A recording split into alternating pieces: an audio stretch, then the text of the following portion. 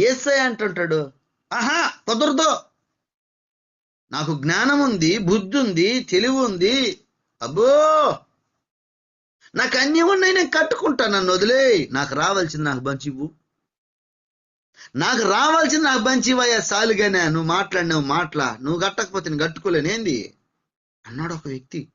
అక్క లూకాసు వార్త 15వ అధ్యాయం 12వ వచనం ఒకసారి చదివినిపించండి అక్క. లూకాసు వార్త 15వ అధ్యాయము 12వ వచనము. లూకాసు వార్త 15వ అధ్యాయం 12వ వచనం. బుజ్జక్క దేవునికి మహిమ కలుగును గాక. చదవండి అక్క. లూకాసు వార్త 15. నువ్వు 20 వచనం చూసండి అక్క. ఒకరు 20 వచనం చూసి పెట్టుకోండి అదే అధ్యాయంలో చదివేస్తారక్క. 15-12. బాగా మిమ్మల్ని తన తల్లిని అడగగా అతడు వారికి తన ఆస్తిని పంచిపెట్టాడు. నన్ను ఏమని అడిగాడక్క? ఏమడిగాడు? మళ్ళీ మళ్ళీ మళ్ళీ మళ్ళీ మళ్ళీ ఏమని అడిగాడు ఆయన? వారిలో చిన్నవాడి తండ్రిని ఆస్తిలో నాకు వచ్చు బాగా మిమ్మల్ని తన తండ్రిని అడగగా అతడు వారికి తన ఆస్తిని పంచిపెట్టాడు. అప్పుడు ఆ ఇద్దరు ఆస్తి పంచుకునే అంత దూరం వచ్చారంటే ఆ ఇద్దరి మధ్యలో తగాదలు జరగలేదంటారా? తగాదలు జరిగాయి.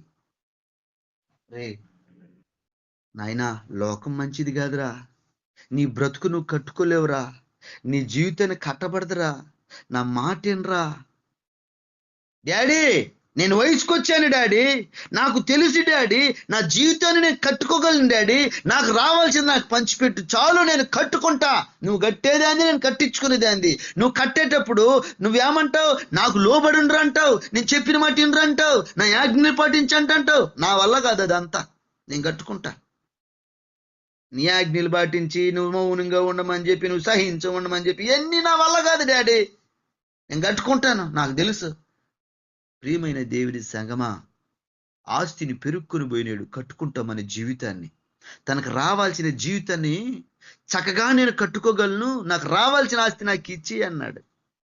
తీసుకుని పోయిన ఆ యొక్క కుమారుడు చివరికి తన గతి ఏమైందండి? కట్టాడు. ఏం కట్టాడయా? స్నేహితులతో బారు షాపుల్లో పోయి తన బ్రతుకును కట్టాడు. స్నేహితులతో తీసుకుపోయిన తన ధనాన్ని ఎత్తుకుపోయి, ప్రియమైన సంగమా, ఏం కట్టాడో తెలుసా? పబ్బుల్లో అమ్మాయిలతో స్టెప్పులు కట్టాడు.